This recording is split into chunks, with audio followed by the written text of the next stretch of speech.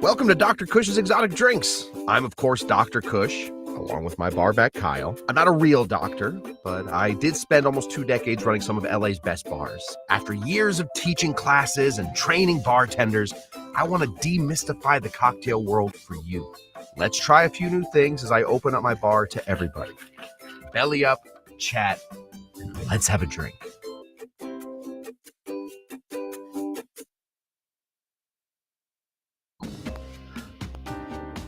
Oh, hi, guys. Welcome to Dr. Kush's Exotic Drinks. I'm Dr. Kush. We have a very fun little sidetrack from our adventure into punches this summer. We are going with, it's kind of amazing when we think of how many types of punches there are. The more I think about it, the more I think we could literally just turn this into Dr. Kush's Exotic Punches, and we would probably be able to do this for about 15 more years. So we got good stuff ahead of us. We are making a cocktail tonight that is sangria adjacent. Sangria, also, we would consider that in the punch family. However, since some of the focus that I'm working on over this summer is going to be creating a single serving punch, a smaller format punch, we're going to be doing a small format sangria. Lucky for us, there's a name for that. They're often called bishops. So we're making a bishop cocktail. I'm going to be putting my little spin on the bishop cocktail to really cram it in, to the into the genre. We're going to go from there. Now, you may notice a couple changes in the bar. Maybe you haven't.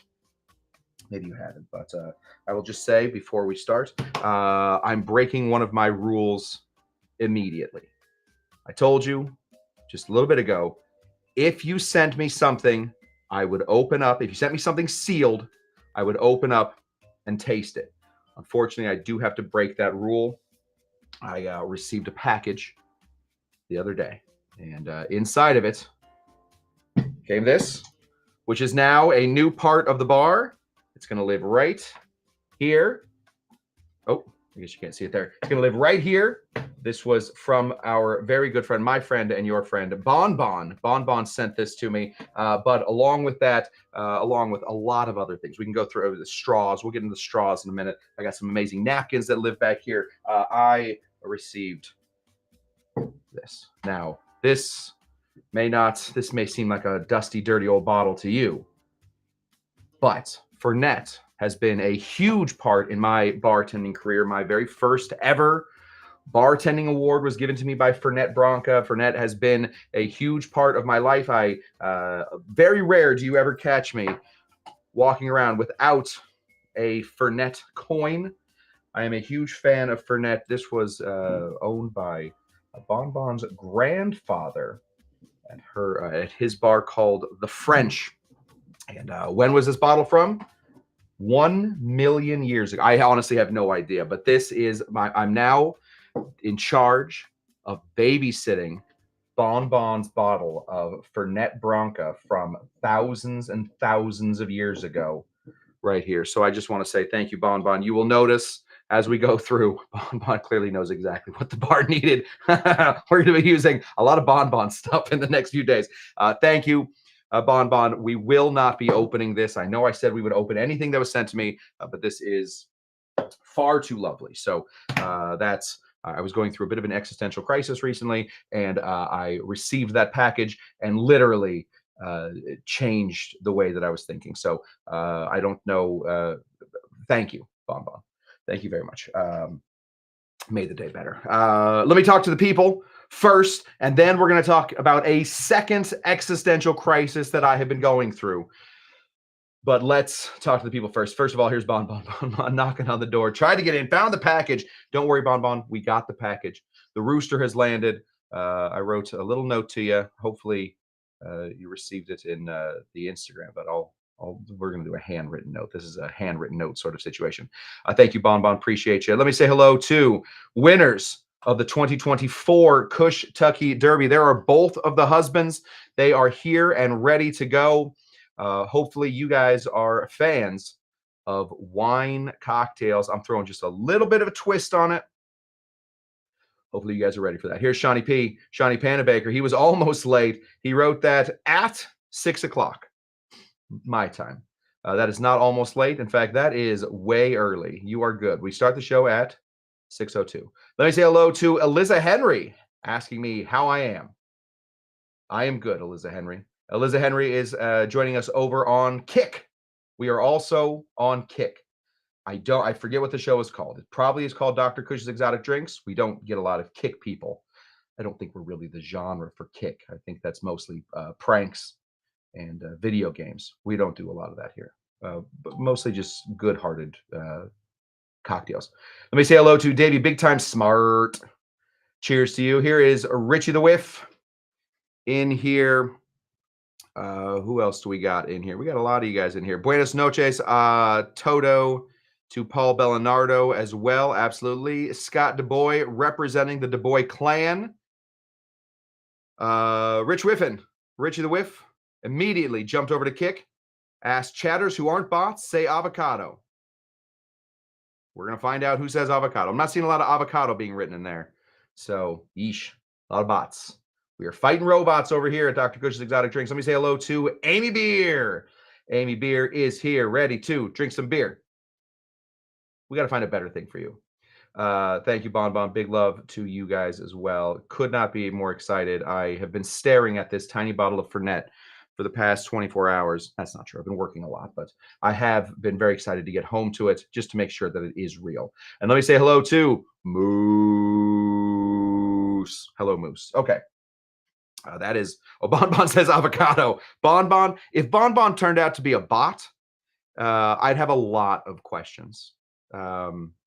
Mostly, I'd probably retract in on myself like a dying star, explode, creating some sort of weird galaxy twist, some sort of black hole situation, because I have, in my real life, met Bon Bon. So if it turns out that she's a bot, I got other things to worry about. Speaking about worrying about things, I did not realize how quickly I can be spun into existential crises. It turns out I am weak-willed. I have been looking, I wanted to, in our Punch series, obviously, we're not making a Punch series without getting into Sangria. I used to live in Spain. I lived with the, I don't know what we call them anymore. I guess we don't call them gypsies anymore. I used to live with the Romani people. I think gypsy's bad. When I was there, they were the Gitano. And I don't know if you can call them Gitano anymore. They call themselves Gitano. I don't know. Please don't. I'm learning. I'm learning with it. We're all trying to be better. I lived with the Romani people for a little bit, and they taught me some amazing recipes for sangria. And you better believe in the summer of Punch, we are going to get into those recipes. Absolutely. We have to. We're going to do a whole Saturday show just on amazing versions of sangria. Some more complicated, some less complicated, maybe some clarified. We have a whole summer of Punch, people. We have to get into it. However, I then remembered, because we want to get into single serving versions of these cocktails, that there is an amazing single serving version of sangria that we actually found on this show through a show. We found it on this show from a show that we used to do called Drinker or Stinker. I read about this recipe. I said, that sounds like a sangria with less steps. I don't think this is going to be any good. And it turns out it's perfect. It was a perfect cocktail. So we're going to be making a bishop now with bishop cocktails. There are thousands of different recipes. Everybody has a different recipe. This drink comes from the 1800s. It was written about in David Embury's book. It was written about in Jerry Thomas's book. It was written about in Trader Vic has 3 different versions of the bishop in his bartender's guide. Everybody has written about the bishop, which means everybody has a shot at making their own bishop. So whenever you find a drink, whenever you find a recipe about the bishop that you like, write that thing down because you might never ever find it again. This is my favorite recipe that we're going to be making today. It's incredibly simple. If I wanted to make a more complex bishop, I would just make sangria, but I don't. I want to make a single serving drink with wine, with rum, with some sweetener, with some lime, and hopefully a little spice to make it all nice. And that is what we're doing. We're making a cocktail called the Bishop. Now, the original recipe for the Bishop calls for it to be heated. When we heat the Bishop, we're throwing it. Let me take this back for a second. I have no idea what the original recipe calls for. Saying the original recipe, we don't know. None of us know. It wasn't until somebody wrote it down. But early writings about the Bishop cocktail all talked about having the spices be added into the drink through heating. So you would take some orange peel and you would shove cloves into it. You would throw that into your hot mulled wine. You would bring out that clove, and that's the little spice to make it all nice. When we talk about the punch formula, that's the spice. So we don't want to heat this version today. So we had to find a way to add spices into it. And for those of you that watch the show, you know that when a drink calls to have a little bit of extra spice, a little zhuzhy spice added to it, there's one ingredient that I normally go to. And hopefully, maybe you guys will write that down before we get to it. Let me say hey-o to David Virtue. David Virtue has joined us not late, right on time. We haven't even gotten to the drink yet, so all good. We're still talking about the Fish House Punch. That's a great drink. Good luck on that oleo. It really is simple, and once you do it, it's pretty simple to get to. Okay. The reason this cocktail is called the Bishop is because of its bright red color, or at least its deep red color that mimicked the color of bishops' robes. That's it. Sort of like sangria means bloodletting. Basically, the sangria comes out, it's the color of when you let blood. This one is supposed to mimic the color of bishop cloaks. If you drink this and mistake it for sangria, you're fine. The existential crisis I've been going through is what the frick, what the heck, what the heyo is the difference between a sangria and a bishop? I haven't figured it out. But lucky for us, we are in the middle of the summer of punch. And by the end of it, I will at least have taken a stab at it. Let's get into it. We don't need a ton for this one. It is very simple. And best part about it, every recipe ever calls for the cheapest wine you can. And lucky for me, I know exactly where to buy that. That is this guy right here. Some people call it Charlie Shaw. We here around my bar call it $2 Chuck. It is no longer $2. It is $3.49 Chuck. But that does not sound quite as good. So we're still going to call it $2 Chuck. So find cheap wine. You want to find some cheap rum. You want to just get a little bit of fruit, and you want to get a little bit of some sweetener going in here, and you should have yourself a great time. Now, we're going to start over here. Cheapest ingredient first. Cheapest ingredient is going to be our lime. Doing cheapest ingredient first tonight because this is not a cocktail we make all the time, and thus we don't want to sort of screw this up. David Virtue suggests, and I think this might be a good indication of what the difference between a sangria and a bishop is floating fruit. That may be it. That really may be it. I've seen a lot of bishop recipes with fruit juice in it, but I've never seen it with floating fruit. Question, would a homemade dessert wine work in this? Yes. Sean, yes. I have nothing else to say. You can use port in this. You can use homemade dessert wine. You can use vermouth in this. We're going to be spicing ours just a little differently though, so stick around. But don't use the same ingredients then or the same proportions as I am if you're using a homemade dessert wine. Anyway, we only need half an ounce of some lime juice, so we're going to cut out about this much of the lime. We're going to find this middle bit. We're going to slice it right down here. Seems like a really juicy lime. You know what? We're going to leave it at that. We're eyeballing this today.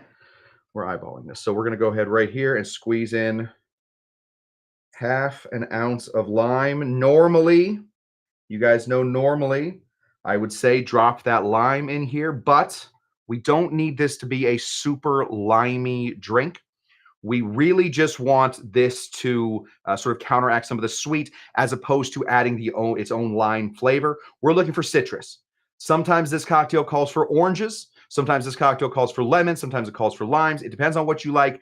In this one, we just need the juice of the lime. So don't drop that in there. Don't find a way to add more lime to this. Not necessary. Oh my gosh. It is $6 Chuck in Cleveland. They don't sell wine at my Trader Joe's.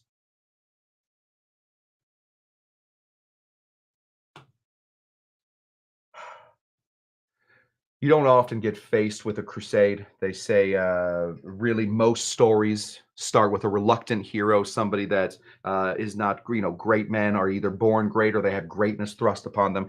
I do feel like at some point in my life, I will run for an office only on the platform of what the heck is going on in the liquor industry. Stop it. I think that's kind of no nonsense, and I think I'll win a lot of votes. Okay, next thing we're going to be putting in here, sweetener. However, this is the summer of punch, so not just sweetener, but also a little bit of spice. Has anybody guessed? Anybody guess what we're doing? First of all, we're going to bring up just a little bit of simple syrup, but also, obviously, this is a rum drink. And what goes super well with rum? Velvet falernum. Velvet falernum has all the spice that we're going to need in this cocktail, and we don't need to throw it in as the only sweetener in here. We can help sweeten with simple syrup, but also help spice with our velvet falernum. This is my addition to this cocktail. It's very simple. It's very easy. It's not, I didn't rediscover the wheel. That's not what we're doing. All I'm doing is finding a way to add some spice to make this a little nice. The summer of punch is upon us, folks, and we need to make everything nice. I'm going to be putting in less than half an ounce of velvet falernum and less than that of simple syrup.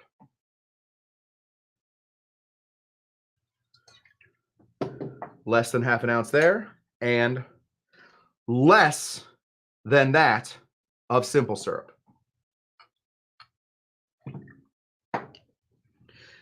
DC Debbie Clark, winner of the 2023 Kushtucky Derby, a legacy winner, is here. She is late. No worries, DC Debbie Clark. We have not gotten into homework yet.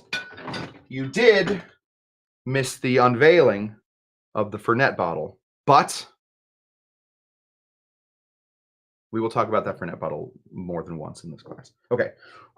So now we got lime, we got some sugar, and we got some falernum. Boom, baby, boom. Now, proportions. Proportions. What proportions are we looking for in this?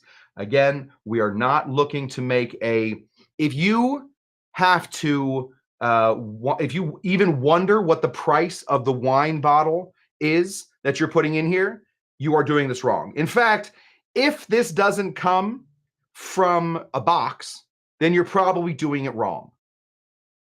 You want the cheapest wine you can get. We're just adding the spices and everything to it. So we're going to go ahead and grab our varying amounts of bucks Chuck right here. We're going to open this up. Another great way to do this. And There are some terms that I just don't understand. I don't get them. One of them is, of course, leftover wine. I was out to dinner a little bit ago with my very French friend, very, very nice guy. And he said, when my wife and I are at home, we have a hard time finishing a full bottle of wine to ourselves. And I thought, what? Couldn't even figure it out. Just couldn't even. I have never. I'm trying to think of a time, unless it's like the fifth or sixth bottle that me and two friends are going through. We've never left wine. I can't think of it. So if you do understand the phrase leftover wine, then you can use leftover wine. I guess some people don't finish bottles of wine they open. I don't know those people. Sorry, I know one of those people. I am not those people. So we're going to open up this $2 chuck. Let's go here. Boom. It's a little step down. Perfect. If, yeah, also, unless you're using various amounts of buck chuck, even having a cork in here might be using too expensive of wine. Don't get good stuff is what I'm saying. The good stuff is not going to help this drink. It's certainly getting the bad stuff is not going to hurt it. So we're going to split the base on this one kind of in an interesting way. We're going to do 1.5 ounces of a cheap, let me say it one more time, a cheap red wine for the people in the back. A cheap white wine. 1.5 ounces of cheap white wine. Sorry, dang it.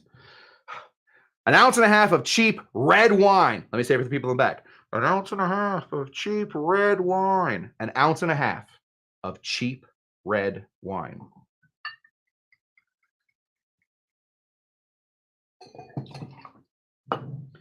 There we go. Costco has great wines for $6 or $7. Yeah, David Virtue is onto something. Costco wines are great. They also have boxes of wine for about $6 or $7. Also perfect for sangrias and bishops and popes and smoking bishops. And what are some of the other great ones? There's some of these cocktails have great names. The moment you give somebody a theme to work on, a lot of fun names come out. Now, we're in a good spot. Yeah, it looks like a DC Costco is called for. Absolutely, yes. I think that Costco wines, unless you're one of the people that's like, oh, I got a great deal on a Chateau Le Buffon, at Costco for an amazing deal. That's not what we're talking about. Just because it's at Costco doesn't mean it's a cheap enough wine for this drink. Cheap. Okay. Now, I'm holding something in my hand currently, and it is rum. We, in this drink, again, kind of the idea of this drink is we do not need the best ingredients. Now, I'm not using a bad ingredient, but I'm not reaching back here for a rum that I believe would work perfectly in a Presidente because it has the specific notes of rotten fruits and dunder and whatnot. No, I want a rum that I like, in cocktails, that works well. And that is this guy. I really have a bit of a love affair going with Myers rum when it comes to cocktails. I would like to work with Myers in the future, so I don't want this to work against that. Would I, given the chance, put Myers on the rocks and sip it with my pinky in the air? I was gonna say with a cigar, but I can't do cigars. But like with my pinky in the air, judging the people around me, whilst some sort of violin only music played, I wouldn't. That's not what Myers is for. Myers is great in cocktails, and thus, where do we use it? In cocktails. It's perfect. It brings you some of that Jamaican-ness without taking over the whole thing. You don't have to really pay attention to the whole thing. You can sort of ignore parts of Myers. That's what we're looking for in this drink. Find something like that. If you want to use, now, let me just real quick. Don't use rum vodka. Don't use sugarcane vodka. When I say that, I'm saying beware things like Bacardi in this. We need the rum to have some, uh, I don't know, some back, right? It's got to put its back into this one a little bit. So find a rum that is not super expensive, but has interesting notes. And we're going to be putting in an ounce and a half of a fun rum, whatever that means to you.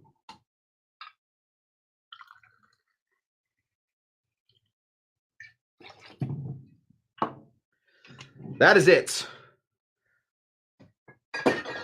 If and when, sorry, when we make this drink and we make it hot, we are obviously, it's very difficult to do a whole summer of punch without doing some hot rum, some hot punches. We are definitely getting into mulled wines. Those are punches. We're definitely getting into hot bishops, all that stuff. When we do that, obviously, we're not going to be using this recipe.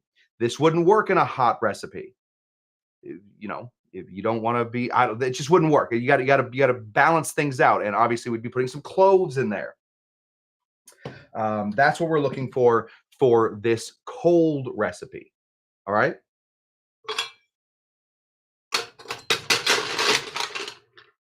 Feeling good about that? All right, let's throw this in here. Lots of ice. Lots and lots of ice. Give it a big, fat shake.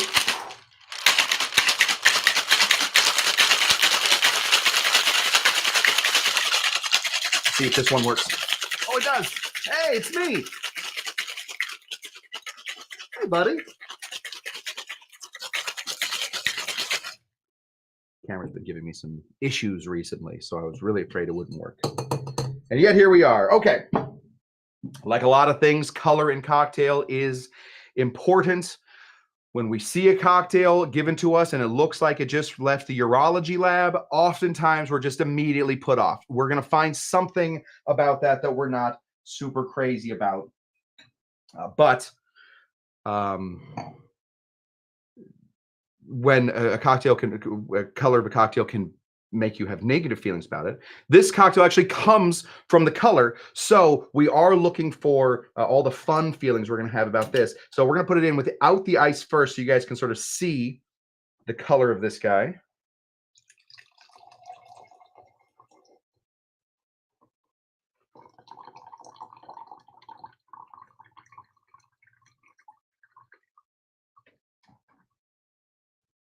There we go. Kind of a bright red, interesting, deep. I keep saying it's bright and deep, and I think that those two, it's like saying that's a very dry, sweet wine. Maybe they don't work together, but you guys, I think this is what we're talking about right here when I say dry, or when I say this is what we're looking for when I say this is dark, but also bright. It's got that really that brightness to it, but it's also deep with the red. It's not like a pink at all. We're gonna add just a little bit of ice from here.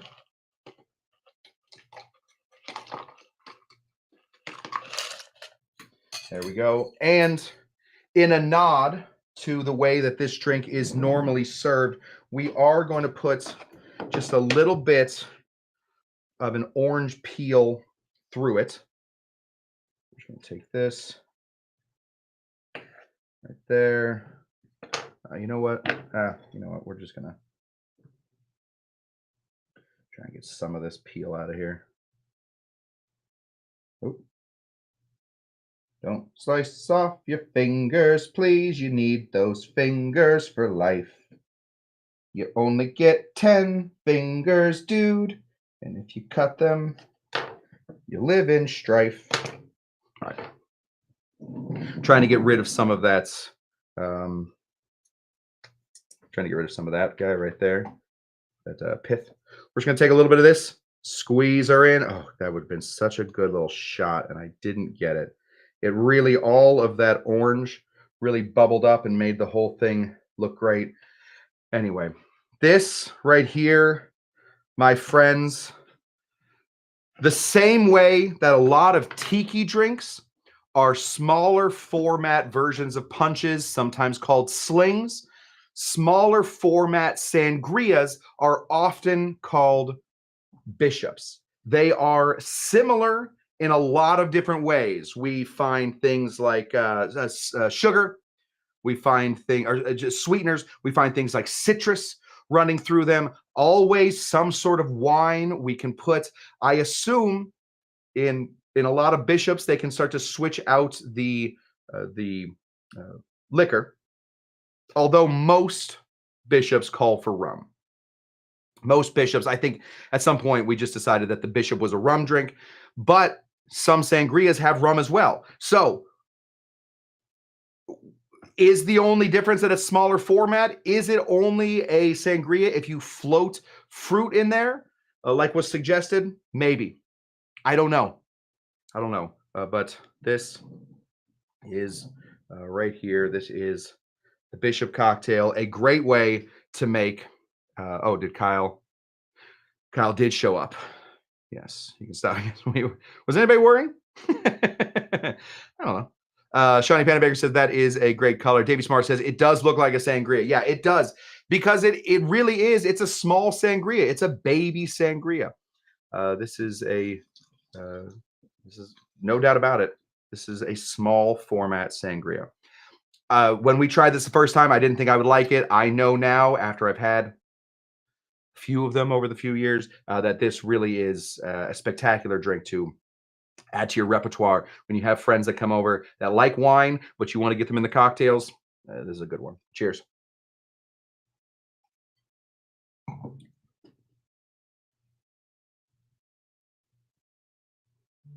Boy, that's good. Whew, boy, that's good. That is perfect. Just a great. Do people not know that I'm working right now? This is a great cocktail for. Let me just make sure that's not Kyle texting me to say that I'm doing something wrong. No. This is a fabulous cocktail for your wine friends that you're looking to get into cocktails, that maybe you guys can share something, or I don't think we have any of those, but if you're a wine person that wants to cater to your cocktail friends, this also really a great bridge between the two. It's not a full-blown sangria. It still lives in that cocktail realm, but more so than anything, it is a punch. Perfect for Dr. Kush's exotic summer of punch. We've done it. Yes, we've done it. Okay. Kyle just came in here to say that he's here and then laugh at us. Thank you, Bon. You heard the ditty. Yeah, that's the constant sound in my head, is just little ditties about life lessons, niche life lessons, things like don't cut your fingers off, and remember to take out the dryer lint, otherwise your clothes won't be dry. Just little ditties like that. Cocktail Lulu, dang, picked the wrong time to go to the grocery store. Just missed, but you know what, Cocktail Lulu? First of all, hello. Good to see you. Second, this show will live on the internet forever. So you always watch it later. That's what I have for you guys. Thank you so very, very much for showing up. Again, thank you to Bon for, oh, dang, I had a whole thing. This is one of my new straws. Look at that guy. This is going in. I don't believe you can buy these commercially. I believe this is a Bon special, which means that, and I hate to say this, I'm going to break it within 36 hours. There's just no, if there's something that I can't ever get again, it's getting broken. But I'm going to try my very best to keep as many of these as I can. Thank you to Bon. Look how fun that is. It is a great tiki straw. Perfect for drinks like this guy. Hi and bye, Cocktail Lulu. Alex's Life wants a straw like that. I got 4 of them, I think. I think we got 4 of them. Thank you, Bon. Bon will send more. Thank you, Bon. All right. That's what I got for you guys. We are doing a show here on Saturday. My thought is that I'm trying to get out as many of the big drinks as we can. Things like the big genres of punches. So we did some tiki drinks. some small formats, some slings of punches. We got into sangria today. I think we want to get into some clarified milk punch here this week. So we will probably be doing a milk punch and a clarified milk punch for Saturday. I hope that's what you guys are interested in. If it's not, we will find something else to do. But we have a whole summer of punch coming up for us where we will be doing things like sangria. We will be doing things like just about every tiki drink. We're going to be doing all kinds of zombies, all kinds of slings, all kinds of everything. So if punches are what you like, and if you found my show, most likely this is what punches are what you like. Dr. Taco MD Tiki Night. Tiki Night is technically Tuesday, although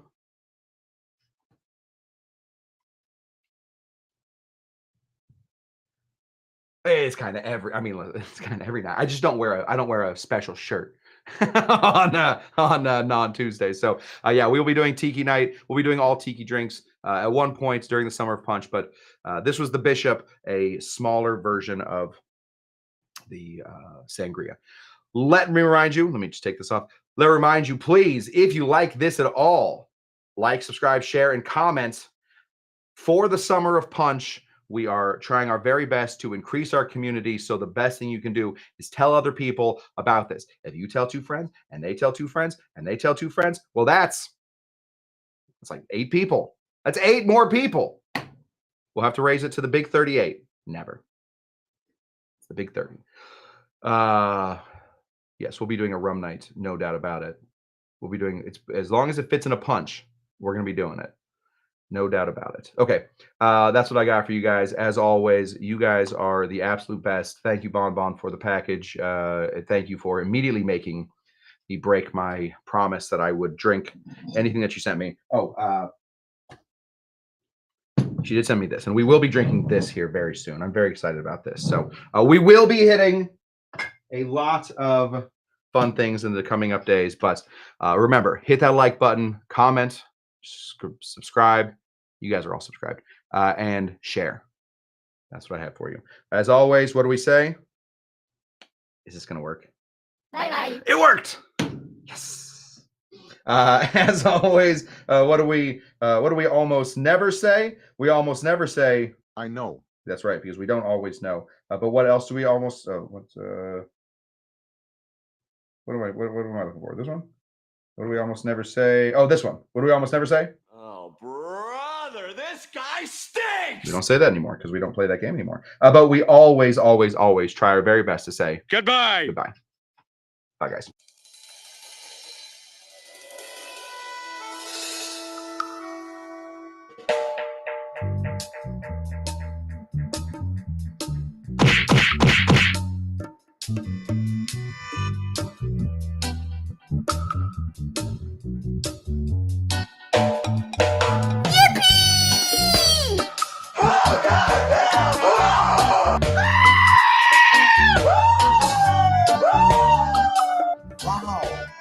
I started blasting. That's all I am. Just a regular human bartender.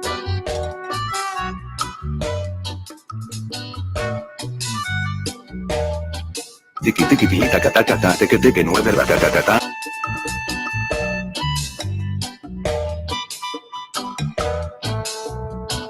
Wow. My father gave me a small loan of $1 million.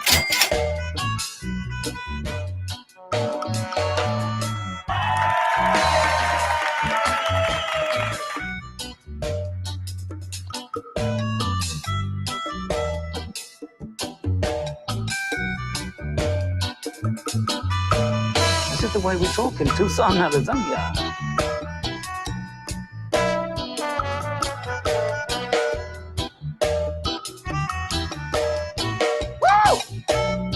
Yes, yes, yes. I know. Woo! Yes, all right. Woo!